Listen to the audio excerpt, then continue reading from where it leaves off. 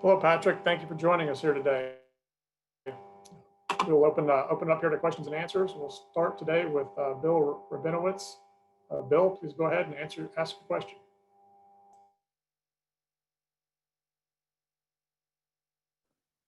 Took a second for that to pop up. When you watched Ohio State's offensive performance on Friday, whether it was live or on video, what were your impressions, and how much of a challenge is that going to be for you guys? They're very dominant in the passing game and the run game. Very balanced, very efficient. We know it's going to be a challenge. We're just going to have to go in the film room and prepare like we need to.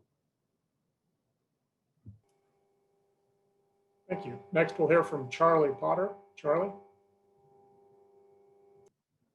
Yeah, hey, Pat. Just wanted to ask you about Mac and Smitty. Just how happy are you guys for them to be Heisman finalists, and what's it been like for you as a defensive player to go up against them too this year? They probably not as excited as we are, but as a team, we're very excited for them. They deserve it, a very prestigious award. You know, they worked hard for it, and we're just excited for it tomorrow. You know, whoever wins it, we're going to be happy for them. You know, just going against some guys every day, you know, it makes me better as a football player, but it also taught me, like, you know, going against guys like that, when you go on the field, it makes you 100 times better on game day. So, you know, it's a great opportunity for me. And, you know, with that individual success comes team success as well. Without the team, you know, we never would have known about those awards like that. So, you know. Great. Next, we'll hear from Nathan Baird. Nathan? Hey, Patrick, how does it help you as a defensive player to play for a team with an offense that can put up 50 or more against anybody? It's very helpful. I say our offense helps us sometimes. You know, we just go in and prepare like we need to, but knowing the offense, the type of offense we have, we're not anxious or very upright at all, knowing what they could do and what they're capable of. Next, Dennis Dodd. Dennis? Hey, Patrick, where's this team at if Naji turns pro last year? Say it again. Where is this team at if Naji decides to turn pro last year instead of coming back? Oh,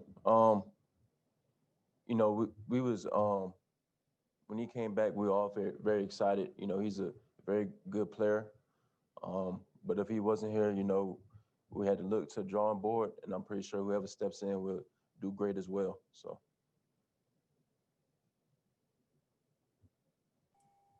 Next, Patrick Murphy. Patrick? Patrick, I'm curious how much you've watched of Ohio State's receiving core, specifically Chris Olave, who obviously had the big game against Clemson, what you've seen out of that group. They're very finesse type of receivers. They got speed, they're vertical threats, but they also run great routes. It's going to be a challenge for us as a secondary and as a unit. So we're going to watch film on them and prepare like we need to focus on, you know, their concepts and what they like to do. Next, we'll hear from Tim May. Tim? Thank you very much. I was wondering, Patrick, as you watched Justin Fields, I would think you watched a little bit of that game the other night. Maybe you didn't, but, you know, he got hit in the back, came back in that game, threw for over 300 yards against those guys. And just what's your impression of Justin Fields, both from what you've heard about him through the last couple of years and then coming out of that game on Friday night? He's a high competitor. You know, he leads the team the right way. You know, they go off of him.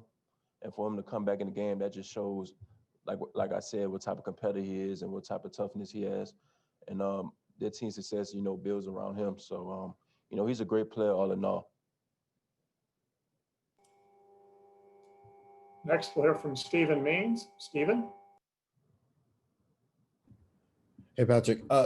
Pre-injury, how did going against Jalen Waddle and Devonta Smith in practice every day, that combination of a slot receiver and an outside receiver, maybe prepare you for what you're going to see against Ohio State with Garrett Wilson and Chris Olave?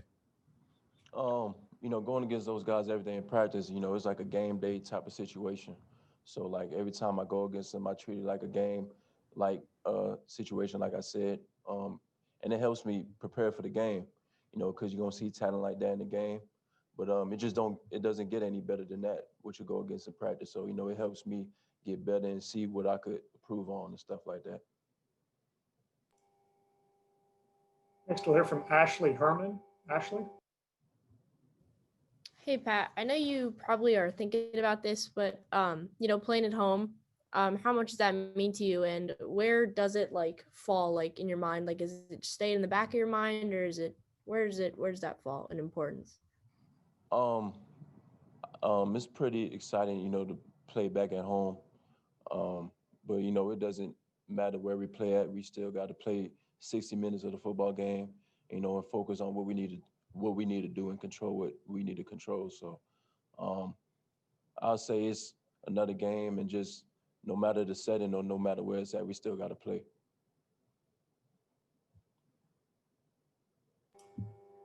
Next, we'll hear from Dan Hope. Dan? Hey, Patrick, you guys have had a couple games against Ole Miss and Florida where your defense gave up a lot of points. Just what do you think went wrong for your defense in those games? And does that concern you at all going to play at an offense like Ohio State? Going to those games, I felt like we wasn't as communicative as like we needed to be. We wasn't flying around. We gave up big plays due to like mental errors and stuff like that. Things that we can improve on in the film room and in practice. And we just focus on and control on what we need to do to improve each week. So looking forward to this game. Nothing's changed. We just gotta focus and prepare the right way. Thank you. Next is Bill Rabinowitz. Bill? Yes, I already asked my question, but I will ask another one. What stands out to you the most about Justin Fields? His arm. Got a tremendous arm. He's very accurate as well. He could put the ball wherever he needs to, and he's very mobile in the pocket. He's a virtual threat. He could beat teams multiple ways with his arm and legs. So, he's a good player. Next up, we'll hear from Anthony Euro. Anthony? Hey Pat, so talk about coming back home. What's the feeling of knowing that family and friends are going to be there to watch you play at Hard Rock? It's going to be a tremendous feeling. Having them come and support me back at home, it'd be a great feeling. I just got to show out and make them happy, make them proud, Yeah, and one more question for you. How does it feel, to give any advice to anybody from South Florida to be in the position that you are today? I just say work hard, and South Florida, there's talent everywhere. So your name will get called, and you will be on a bright stage like this. So just keep working and keep striving to perfection. And our final question for today is from Steve Mouton. Steve? A lot of questions about the secondary heading into the season, and certainly you've elevated your game. There's no doubt about that. But I'm curious to get your thoughts on Brian Branch and really what you've seen development-wise out of him. Brian, he grew each week, and he's gotten better.